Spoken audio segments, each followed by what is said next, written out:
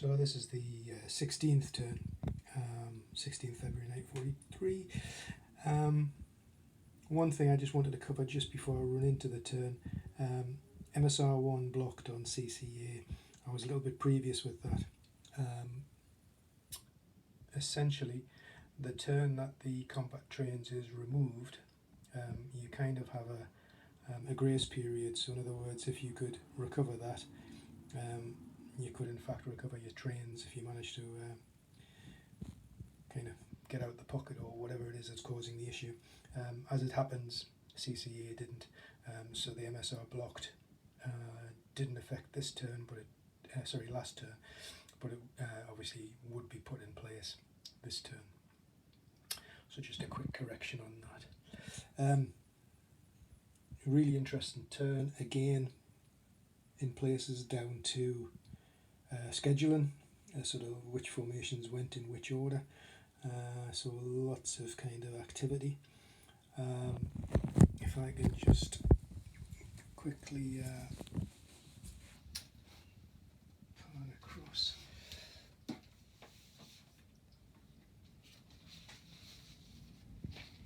Yeah, just thought I might as well do this kind of in the order. So first activation was actually Ream. So Ream were over here in Kasserine with orders to push in up here, which you can kind of see they've done. They're actually underneath those markers there. This does of course mean that Kasserine currently isn't occupied.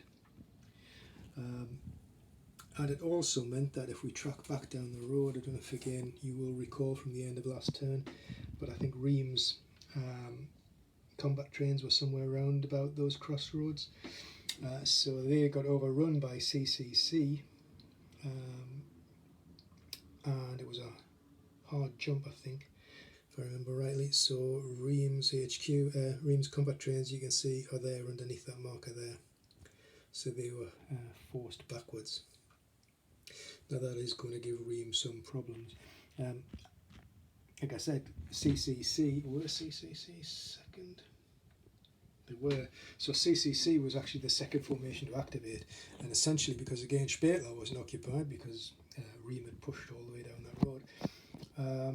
CCC came in, occupied Sbeitla, threw the combat trains back. So the Americans briefly took Sbeitla back. Unfortunately, when Lang came on the board, he essentially hurtled all the way, because he's only just arrived, he hurtled all the way up, is it Highway 13? I forget the number, yes it is. He hurtled all the way up Highway 13, stopping I think just behind those units of Schutt. You can see where it says Roman Aqueduct. And then got a second activation, continued up the road and took back Sbeitla. So you can kind of see that they've gone into there. Now I think Lang was third in activation, and they were followed by CCB. So again, because of this interesting German push, kind of up here and through the Kasserine Pass, what I've tried to do is CCB have actually deployed down from entry area B and taken up a blocking position there on that road. Obviously there were other options for those guys, but that's the option that we've taken.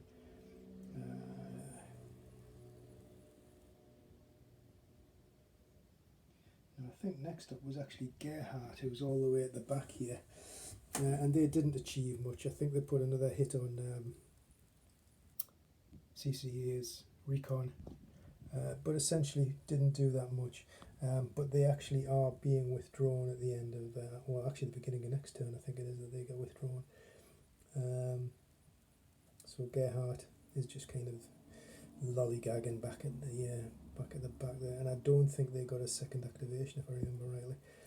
I think they only got one activation and then stopped.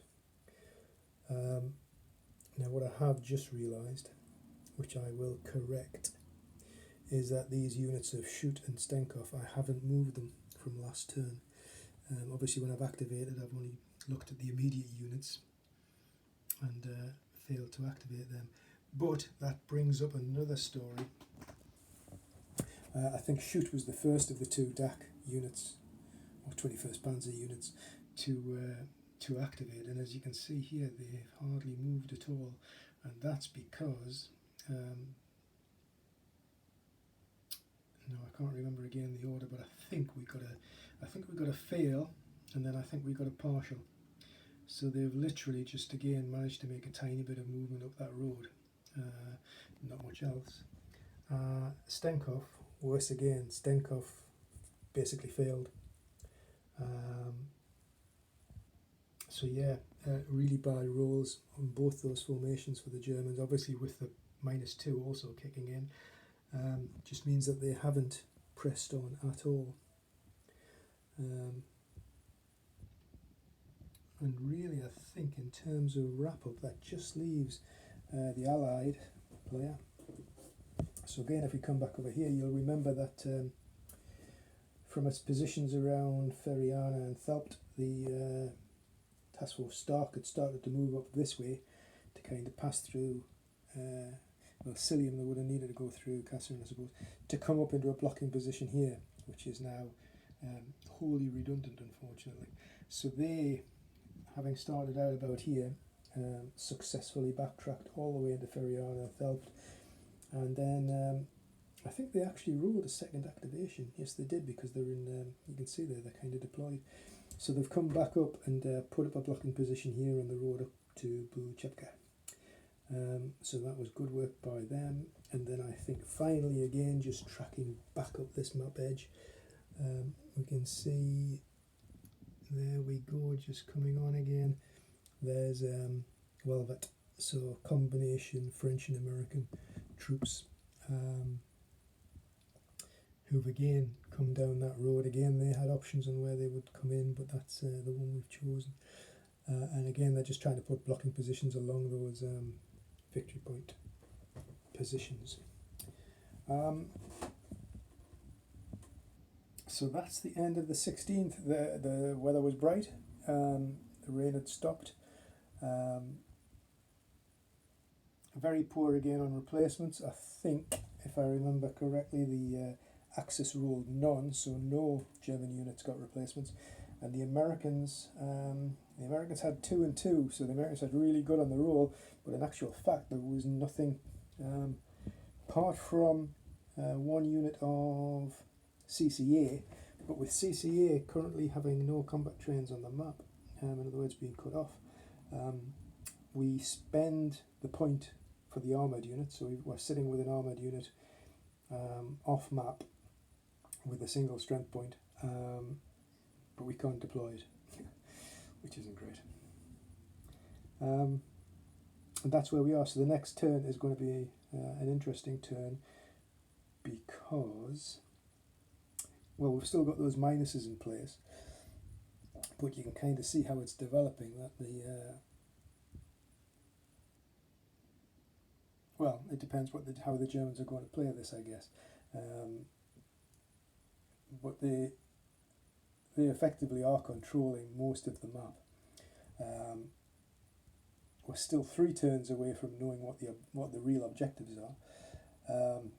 But if we look at map B, is this map B? Yes, it is. So if we look at map B, which is kind of this map here, you know, all we've really got is we've got some little bits of combat command A down here, trying desperately to kind of hold on, and then we've got CCC, who've kind of come down there to block, but again there's not much weight to there. And then if we go to the other map, well, again there's the Allies trying desperately to come on from the top, and there's the Stark trying to pull back into its blocking positions, but there's the dagger of Riem, if you like, pointing straight up into that area, and obviously there are follow-on forces appearing behind. So, interesting turn.